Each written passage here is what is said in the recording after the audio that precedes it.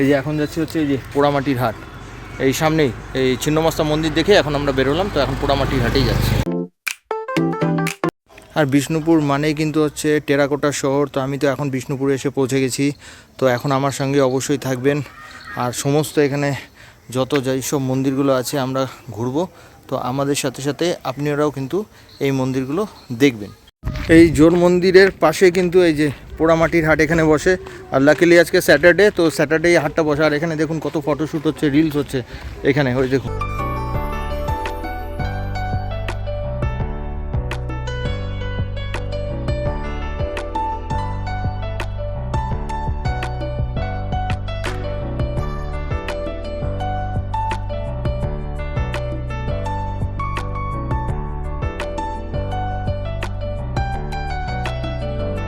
এই কাপগুলো আমি পছন্দ করলাম, তো এগুলো এক একটা হচ্ছে 140 করে, আর এগুলো হচ্ছে 100 টাকা করে।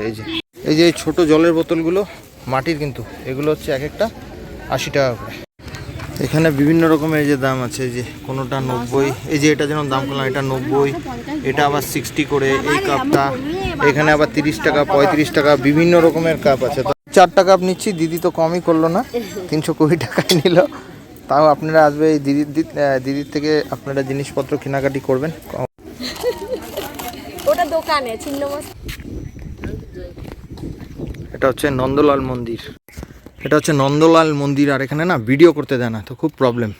ওই যে আমরা যে দেখে আসলাম জোড়া বাংলো মন্দির, ঠিক পেছনের রাস্তাতেই হচ্ছে এই মন্দিরটা। এই যে এখানে ডান পাশে হচ্ছে রাধা গোবিন্দ মন্দির, আর বাঁ দিকে হচ্ছে কালাচাঁদ টেম্পল। তো এটা হচ্ছে রাধা মাধবের মন্দির। এই যে এটা হচ্ছে রাধা গোবিন্দ মন্দির। এই রাধা গোবিন্দ মন্দির জাস্ট বের হলাম, হ্যাঁ, এই যে আমার পিছনে ওই যে রাধা গোবিন্দ মন্দির ওই যে দেখা যাচ্ছে ওইটা, আর জাস্ট কালাচাঁদ টেম্পল সামনে, এটা একদমই সামনে হাঁটা পথে। আর ওই যে সামনে যে দেখছেন ওটা আমাদের টোটো দাঁড়িয়ে আছে, আর এখানটায় ইন্ডিকেশন করাই আছে, এই দেখুন এখানে ইন্ডিকেশন করাই আছে। তো এখন এই কালাচাঁদ মন্দিরে যাচ্ছি। এটা কিন্তু রাধা মাধব মন্দির। আর এই যে সামনে যেটা যাচ্ছি ওই দেখা যাচ্ছে দূরে, ওটা হচ্ছে কালাচাঁদ টেম্পল। আর বিষ্ণুপুর শহর মানে হচ্ছে মন্দির আর মন্দির, সব মল্ল রাজাদের তৈরি এগুলো। তো আপনারা যখন আসবেন প্রত্যেকটা মন্দির এভাবে ঘুরে দেখবেন, খুবই ভালো লাগবে। এত সুন্দর মানে নিরিবিলি শান্ত পরিবেশ, কি দারুণ। দেখুন এটা হচ্ছে কালাচাঁদ টেম্পল, দেখুন কি দারুণ, কি বিউটি দেখুন।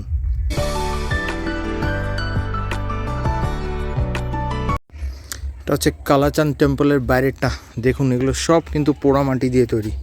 এই দেখুন সব পোড়ামাটি দিয়ে সমস্ত। কালাচাঁদ টেম্পলের ভেতরে রয়েছে এরকম সুন্দর গার্ডেন, দেখুন দুই সাইডে এরকম কি সুন্দর, দেখুন ফুল ফুটে রয়েছে, আর পরিষ্কার পরিচ্ছন্ন, খুবই ভালো।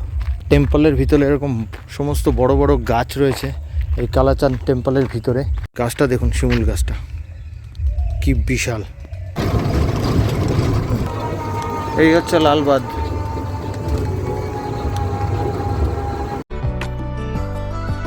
বিশাল বড় বাঁধ, লেখা আছে এখানে বর্তমানে মৎস্য চাষ হয়। এখানে আপনার ছেলে নৌকা বিহারও করতে পারেন, 30 টাকা করে লেখা আছে।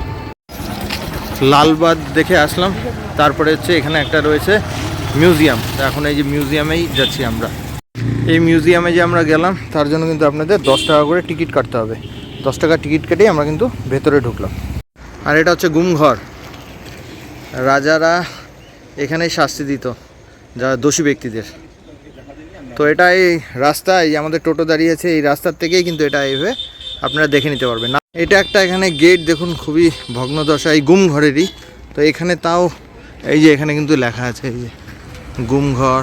এই হচ্ছে শ্যামরাই মন্দির দেখুন। আর মন্দিরগুলো কিন্তু সব সামনাসামনি, খুব বেশি মানে টোটোতে যখন আমরা যাচ্ছি কিছুক্ষণ পরপরই সমস্ত কিছু কিন্তু মন্দিরগুলো আমরা পেয়ে যাচ্ছি। ওই রাসমঞ্চে যেই টিকিটটা কেটেছিলাম ওই টিকিট দিয়ে কিন্তু এই শ্যামরাই মন্দিরে আপনারা ঘুরে নিতে পারবেন, আলাদা করে টিকিট কাটতে হবে না। এই শ্যামরাই মন্দির সম্পর্কে আপনাদের একটু সংক্ষেপে বলছি। এই মন্দিরটি কিন্তু বাঁকুড়া জেলার বিষ্ণুপুরে অবস্থিত এবং টেরাকোটার জন্য এটি বিখ্যাত একটি মন্দির। এটি মূলত পঞ্চরত্ন শৈলীতে তৈরি এবং 5টি চূড়া বিশিষ্ট। এটি মূলত 1643 খ্রিস্টাব্দে মল্লরাজ রঘুনাথ সিং নির্মাণ করেন এবং এই মন্দিরের দেয়ালে পোড়ামাটি বা টেরাকোটার কাজ সূক্ষ্মভাবে কিন্তু ফুটিয়ে তোলা হয়েছে। আর এই শ্যামরাই মন্দিরের এখানেও কিন্তু এরকম আপনারা পেয়ে যাবেন দুই সাইডে এরকম পোড়ামাটির সমস্ত জিনিস। শ্যামরাই মন্দির দেখে জাস্ট এই রাস্তা দিয়ে আসলাম, যেই এই রাস্তার মোড়ে আসলাম এখানে দেখুন, এখানে দুটো মন্দির আরও আপনারা দেখতে পারবেন। একটা হচ্ছে শ্রী মৃন্ময়ী মাতার মন্দির, যেটা প্রতিষ্ঠাতা মহারাজা জগৎ মল্ল দেখুন দিয়ে দিয়েছে। আর তার পাশে রয়েছে এই যে অ্যারোমার্ক করা ডান দিকে জোড়া বাংলো মন্দির। তো এখন আমরা জোড়া বাংলো মন্দিরের দিকেই যাচ্ছি। এই হচ্ছে জোড়া বাংলো মন্দির। আর এই জোড়া বাংলো মন্দিরের দুপাশেও কিন্তু এরকম প্রচুর জিনিসের সমারোহ। এখানে সমস্ত পোড়ামাটির আপনারা সমস্ত কিছু পেয়ে যাবেন। এই জোড়বাংলো মন্দির সম্পর্কে আমি আপনাদের একটু সংক্ষেপে বলছি। মল্লরাজ রঘুনাথ সিং 1655 খ্রিস্টাব্দে এই মন্দিরটি নির্মাণ করেছিলেন, মানে আজ থেকে প্রায় 371 বছর আগে।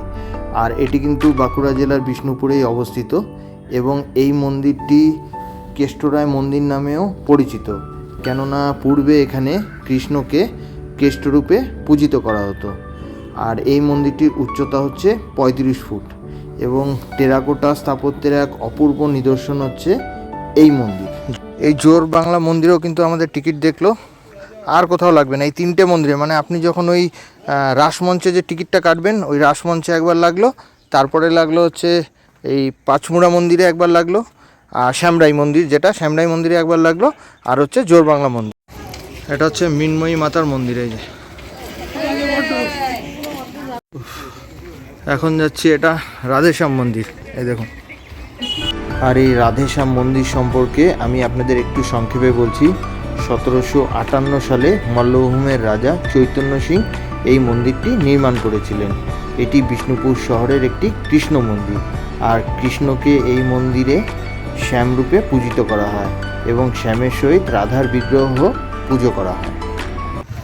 এই জাস্ট রাধেশ্যাম মন্দির দেখে আসলাম, এখন এইটাতে যাচ্ছি। এই যে লালজি মন্দির। টিকিট আছে এখানে? মন্দিরে লাগবে না, মন্দির পার্কের জন্য। ও আচ্ছা। তো আপনারা এখানে আসলে টিকিট, মন্দিরের জন্য কোনো টিকিট লাগবে না, এই কিন্তু পার্কের জন্য টিকিট লাগবে। 5 টাকা বা 10 টাকা হবে। এই যে পার্কটা এই সাইডে আছে, লালজি টেম্পল। মন্দিরে কোনো প্রবেশ নেই, নিঃশুল্ক। এই যে আর এই লালজি মন্দির সম্পর্কে আমি আপনাদের একটু সংক্ষেপে বলছি। এই মন্দিরটি 1658 খ্রিস্টাব্দে মল্লরাজ বীর সিংহ প্রতিষ্ঠিত করেছিলেন। আর এই মন্দিরটি পোড়ামাটি ও টেরাকোটা কাজ দ্বারা খচিত একটি একরত্নশৈলীর মন্দির। আর এটি মূলত ল্যাটেরাইট পাথরের তৈরি। আর এই মন্দিরটি রাধা ও কৃষ্ণকে উৎসর্গিত করা হয়েছে। আর এই মন্দিরের সামনে রয়েছে একটি নৃত্যমঞ্চ। এই যে এখানে কিন্তু দেখুন, এই যে সমস্ত এরকম গাড়ির অ্যাডও আছে এখানে, যে গাড়ি ভাড়া পাওয়া যায় সমস্ত কিছু। আর এখানে পার্কিংয়েরও ব্যবস্থা আছে। আর এটা হচ্ছে পুরনো কেল্লার তোরণদ্বার। তো এখন আমি এখানেই প্রবেশ করছি। এই যে